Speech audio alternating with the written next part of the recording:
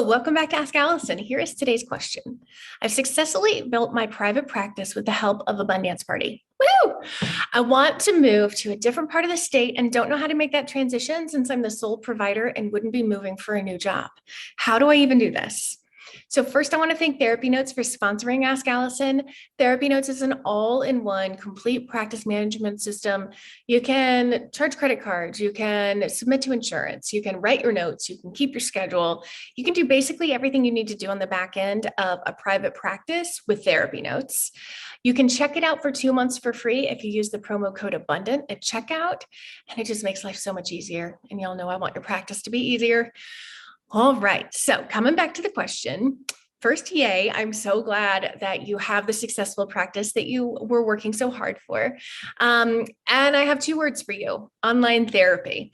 You can slowly transition from 100% place A to 100% place B, or you can maintain a practice in both. I think sometimes when we move, we assume we're like shutting down and starting up, but it doesn't have to be that drastic. So maintain your current referral sources from place A, transition any in-person clients to online once you leave. In my experience moving, and I've moved cross-country twice now, and this was before COVID, so before online therapy was as well known, most of my clients would much rather transition to working with me online than start all over with a new in-person therapist. So right before you move, start reaching out to people in place B. So since you're already licensed in the state, it's going to be a much easier transition for your business. Start networking via Zoom or schedule some safe in-person meetings for when you arrive. When I moved to Seattle, I had 2 weeks of daily coffees or lunches or both already in my schedule on the books before we left Georgia. Whether you want to maintain an online only practice or you want to transition to in person, getting to know your colleagues in place B will only help. Make sure you do some research about what you may need to do to establish your business in that city or that county.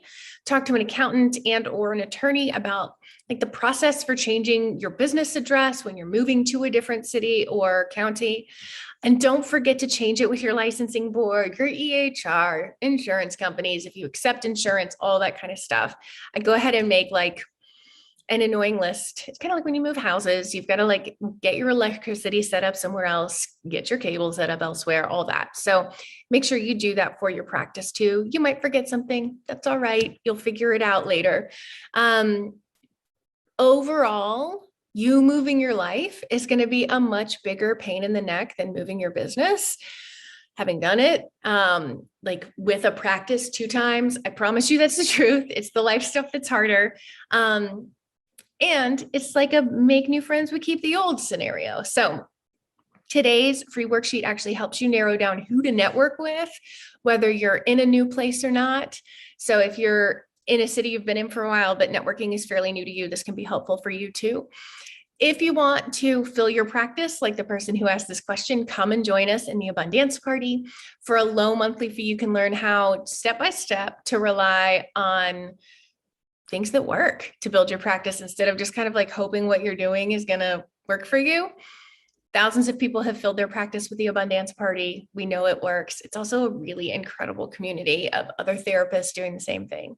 So if you have questions for me, please DM me over on Instagram where I'm abundance_practice_building, and I'm happy to put it in line for Ask Allison. Have a really, really great day.